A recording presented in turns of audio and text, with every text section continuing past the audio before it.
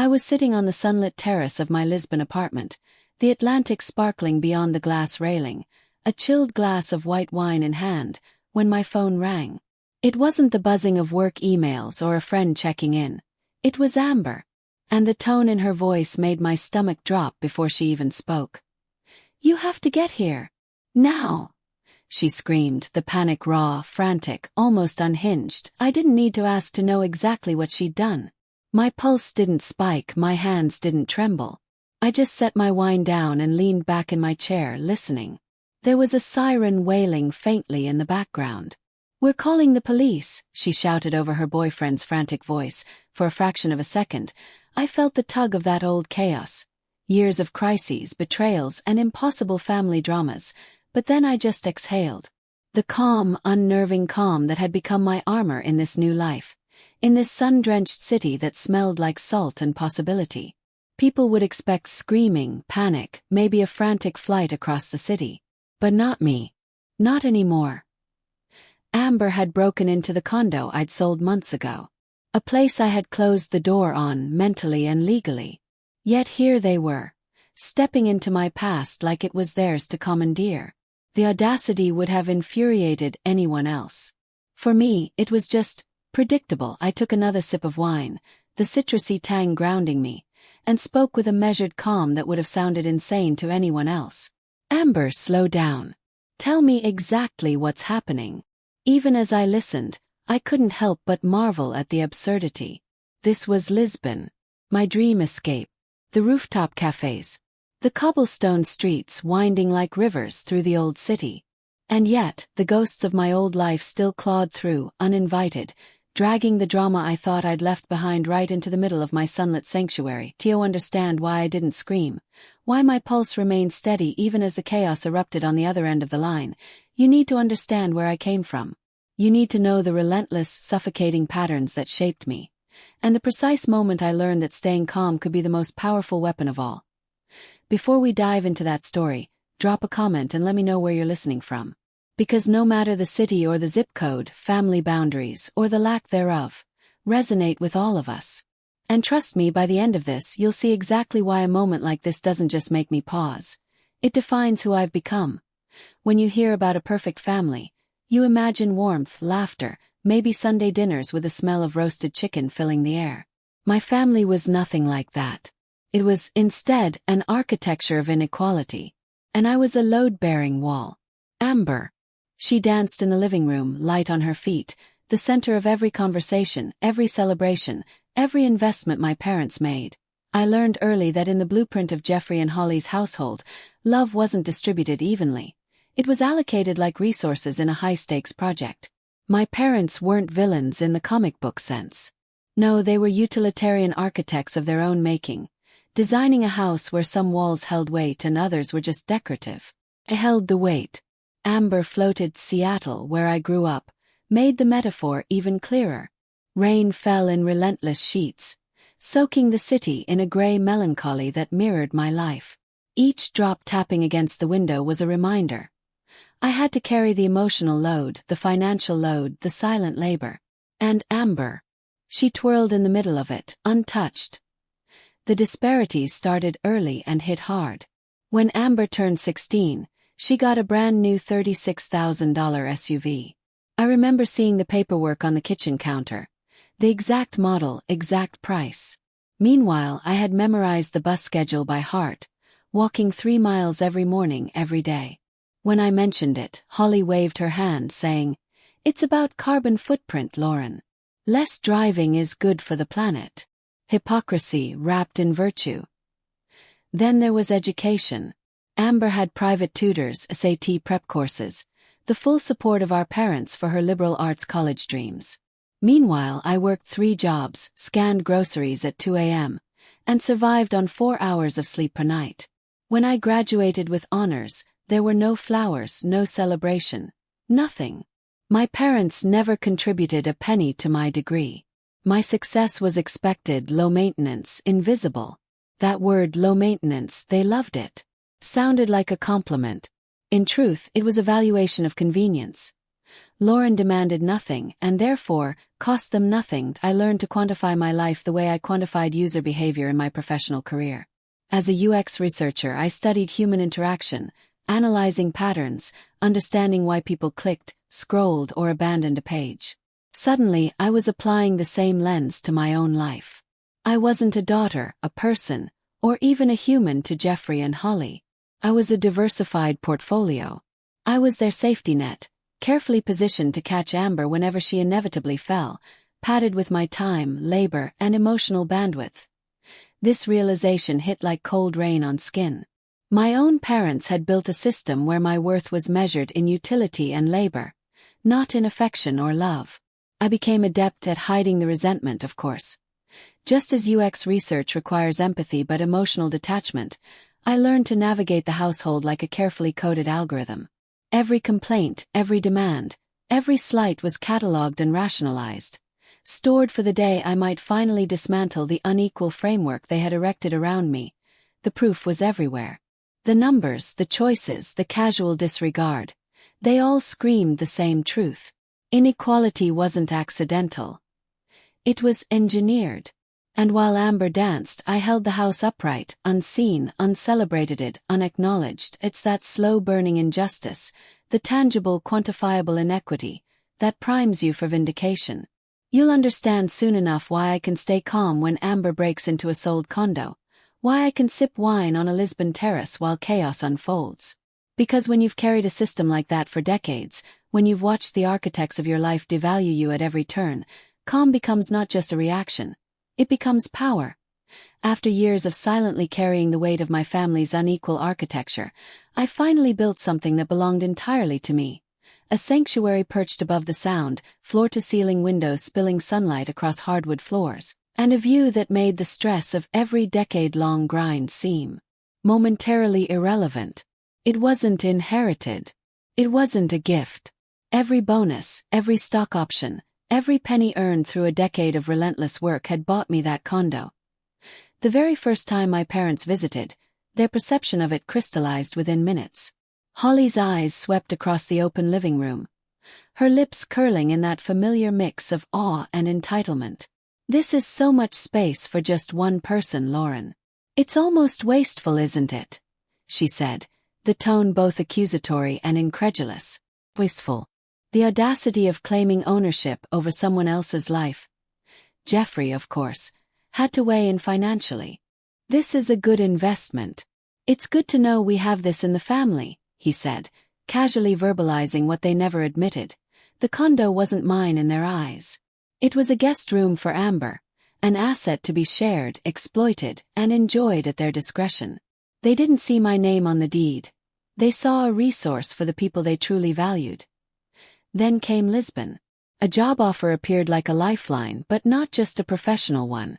It promised escape, freedom, the chance to breathe without the architecture of guilt pressing down. And yet, the conditioning remained. I hesitated, thinking, who will pay Amber's rent if I leave? Even as I acknowledged the absurdity, the reflex was ingrained. I was the default provider, the invisible safety net. I ran a mental simulation the same way I analyze user behavior for work. If I left, what would happen? Amber wasn't just entitled, she was atrophied. My parents weren't just negligent. They were enablers, outsourcing parenting to me without ever admitting it. I had created a household where competence was optional for everyone but me. And now, suddenly, leaving felt like detonating a bomb in a system dependent on my labor. My competence hadn't saved my family. It had crippled them. And so, I began planning. I predicted exactly what would happen if I told them. Guilt would activate, I would cave, and the condo would instantly transform into a crash pad. I would pay HOA fees from Portugal while Amber threw parties I wasn't invited to. That thought made me laugh in bitter recognition. Silence was the only weapon. The execution was meticulous. Off-market listing, late-night packing disguised as routine decluttering, a prepared cover story about a property management company overseeing the sale. Strict lease. No family allowed, I said casually at Sunday dinner, verbalizing a boundary I knew they expected to ignore. Holly frowned. "That sounds so impersonal," she said, disappointment barely masked as curiosity. Exactly as predicted. Then came the buyers. The Coopers, young architects thrilled at the thought of family dinners and a nursery, the first people to genuinely see the home as a space for joy rather than entitlement. Signing the papers, handing over the keys, I felt a physical weight lift off my chest. It wasn't just a sale, it was an amputation. Permanent, surgical, clean, that I didn't tell my parents. I didn't tell Amber. Compartmentalization became my shield. I boarded the plane to Lisbon with 2 suitcases and a one-way ticket, leaving everything else behind. Finally, I thought I had outsmarted them. Finally, I had escaped. But I didn't realize how desperate they were to be filled. How my absence would unleash the very chaos I had spent decades containing. I had planted the bomb. And now, I was about to watch it detonate. I sat in the Plaza do Comércio, staring at my phone, the golden Lisbon sun glinting off the cobblestones, when the chaos finally landed in my lap. First, I couldn't process it. Then I saw the photos. Boxes stacked in the living room. Amber, grinning like she'd won the lottery, carrying my furniture. And my parents, Jeffrey and Holly, subtly yet unmistakably orchestrating it all. They had driven her there, unlocked the door, even helped with the heavy lifting. This wasn't some impulsive rebellion from my sister. This was coordinated entitlement, the culmination of decades of the family dynamic I had endured in silence, and in their minds, my property was family property. My boundaries were suggestions, optional guidelines to be interpreted in whatever way suited them. My hand shook slightly. Not from fear, not from shock, but from a cold, simmering rage I had never felt so clearly before. Every moment of being undervalued, ignored, and overburdened surged back, but this time it wasn't paralyzing. It was fueled. I took a steady breath and called Ryan Cooper, the buyer. I needed eyes on the situation immediately. "Your sister is currently screaming at my wife that this is her house," I said, calm, precise, my voice the only anchor in the storm. "Let them come." 3 words. That was it. No panic. No pleading. Just a statement of intent. I had shifted from accommodating daughter to a strategist in full control. I put the call on speakerphone. Amber's voice carried across the ocean. "My parents said I could stay here.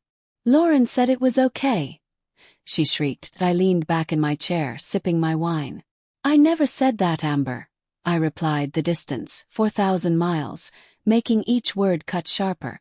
The silence that followed was absolute, heavy, and deliberate.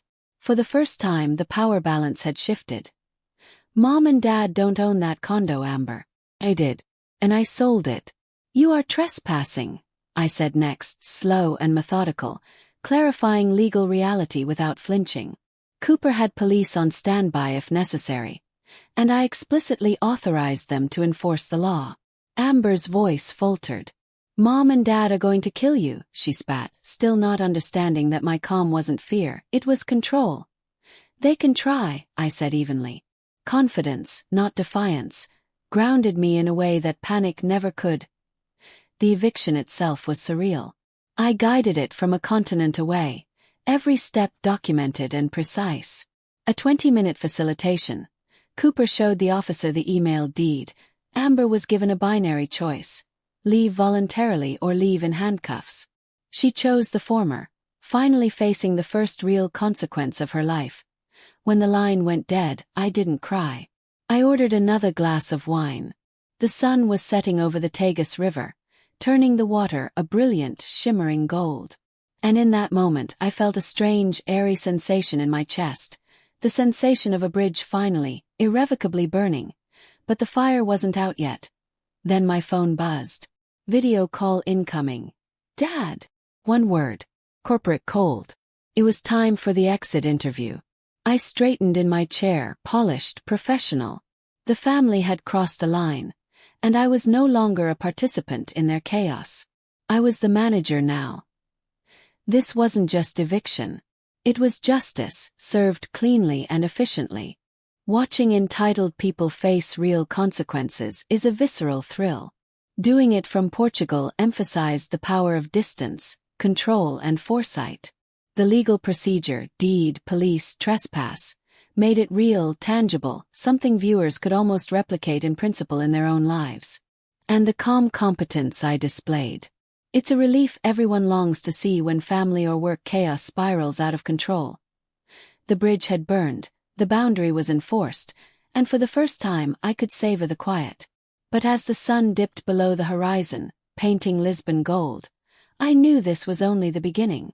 The fire wasn't out. Not yet. The video call connected, and there they were. Jeffrey and Holly sitting shoulder to shoulder on their beige sectional. Amber was wedged in between them, her face blotchy, clutching a tissue like a prop, an exaggerated performance of trauma. They looked like a tableau of righteous indignation, frozen in the collective expression of entitlement and outrage. Jeffrey wasted no time. "We demand an explanation right now," he said, the tone not questioning but commanding. No acknowledgement of wrongdoing. Just entitlement, pure and undiluted. I leaned back slightly, letting the absurdity settle before I responded. "I think you're confused. I'm not the one who broke into a stranger's house." Moral authority redirected, calmly, like a pivot in a UX interface. Intuitive and firm, Holly jumped in, her voice quivering with false trauma. "You set a trap. You let us believe that condo was available. You humiliated your sister. Do you know she had to leave in a police cruiser?" She leaned into Amber's narrative, attempting to flip the consequences back on me. I smiled faintly. "Traumatic is finding strangers in your living room. Traumatic is being arrested for trespassing. The truth, clear and unembellished. Amber is lucky the Coopers decided not to press charges. That was my doing, by the way. I talked them down. Credit where it was due.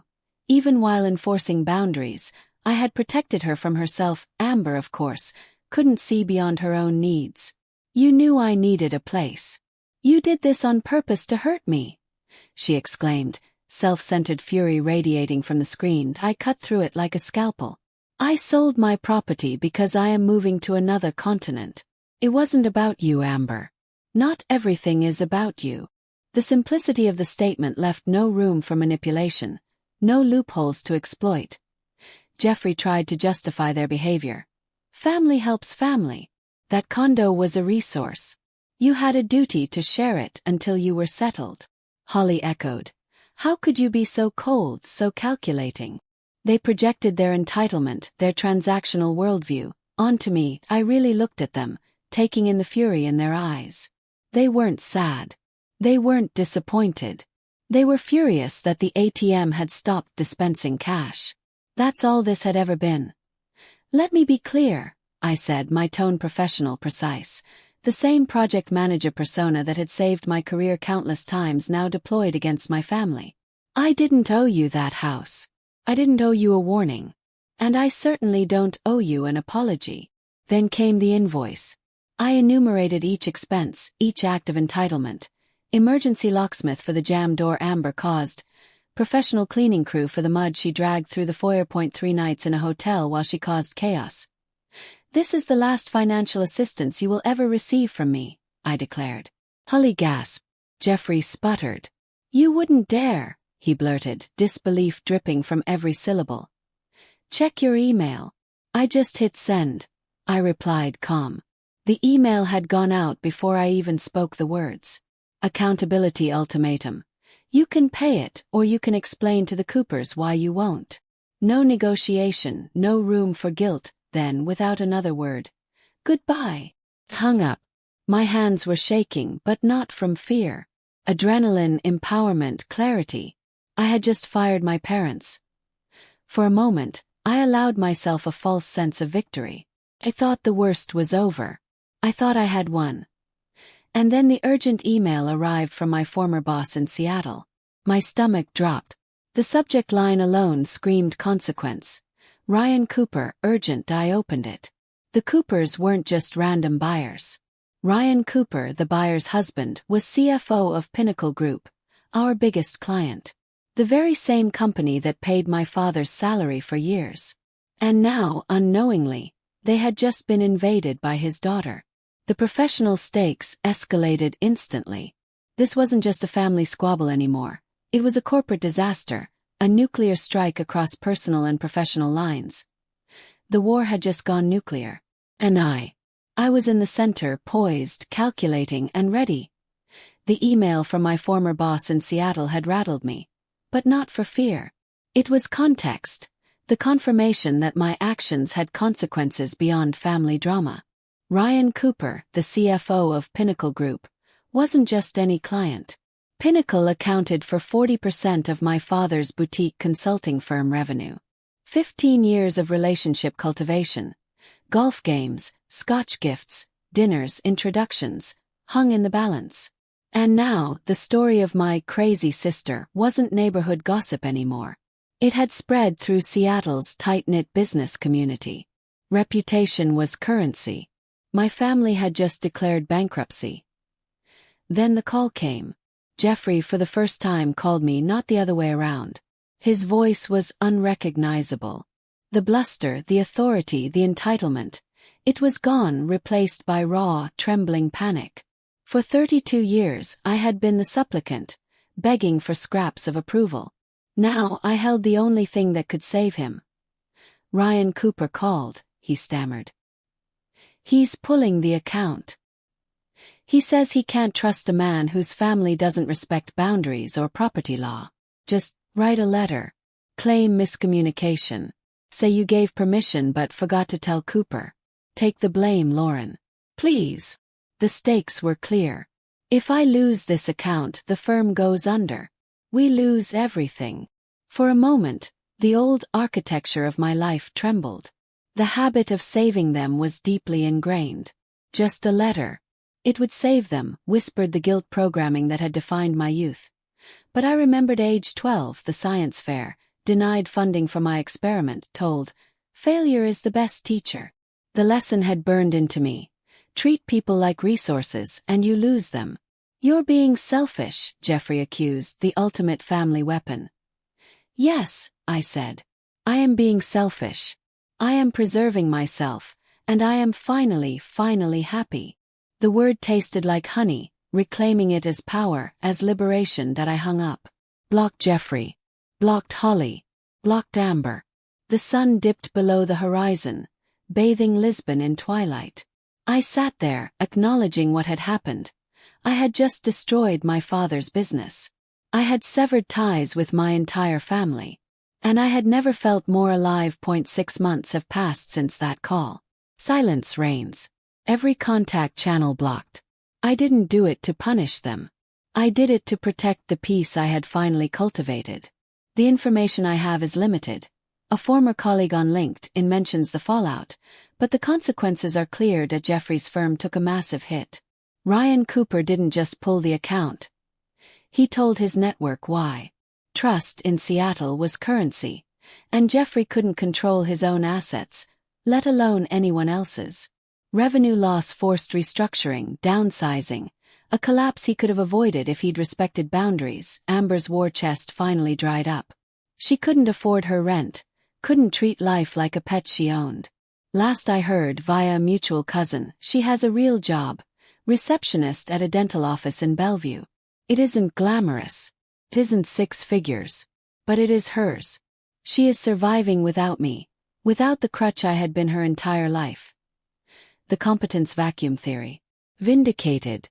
By removing myself, by refusing to be the crutch, I forced them to learn to walk on their own. It wasn't cruel, it was necessary. They are struggling, likely miserable, probably blaming me. But they are functioning. They are surviving without cannibalizing me. Now I sit at a small iron table in the Alfama district, the air rich with the smell of salt and grilled sardines. Pastel de nata and Arabica, a strong espresso, sit before me. I take a bite of the pastry, custard warm and sweet, flakes sticking to my lips. I am alone. No emergency contacts. No family holidays on my calendar. No one calling me to fix their printer, pay their rent, or bail them out of chaos. For 32 years, I thought this solitude would feel like punishment, like failure. But it doesn't. It feels like victory. Like the first breath after leaving a room running out of oxygen. I didn't just survive my family. I outgrew them. I built a life that fits me, not a storage unit for their expectations. I take a sip of the coffee. Bitter, perfect. That I am selfish. I am solitary. I am free that if you've ever had to burn a bridge to stop yourself from crossing it again. Hit that like button. Share this with the responsible one in your life who needs to hear it. And subscribe for more stories about finding freedom. Thanks for listening.